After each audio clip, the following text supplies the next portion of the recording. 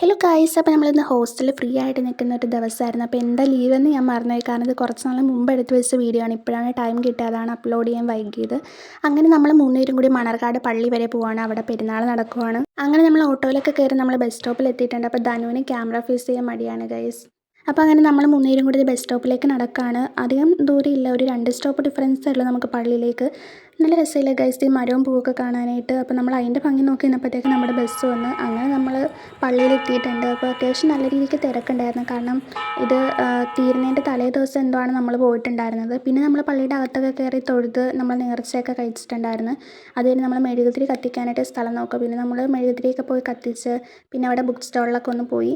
പിന്നെ നമ്മൾ കുറച്ച് ഫോട്ടോസൊക്കെ എടുത്തുകൊണ്ടിരുന്നപ്പോഴത്തേക്കും നമ്മുടെ സീനിയേഴ്സും വന്നിട്ടുണ്ടായിരുന്നു അവിടെ. പിന്നെ അവരോട് കുറച്ച് നേരം വർത്താനമൊക്കെ പറഞ്ഞു തന്ന്. പിന്നെ അത് കഴിഞ്ഞ് അവർ നേരെ ഹോസ്റ്റലിലേക്ക് പോയി.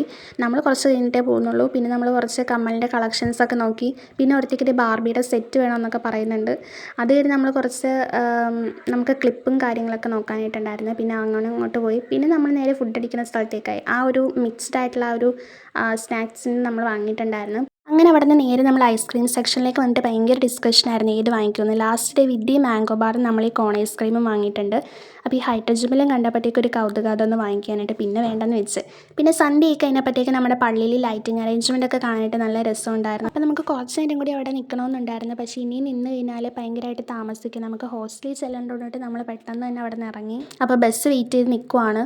അങ്ങനെ ഫൈനലി നമുക്കൊരു ബസ് കിട്ടിയിട്ടുണ്ട്. അത് കയറി നമ്മളത് ജംഗ്ഷനിൽ എത്തിയപ്പോഴത്തേക്കും കുറച്ച് ഇരുട്ടിയിട്ടുണ്ട്.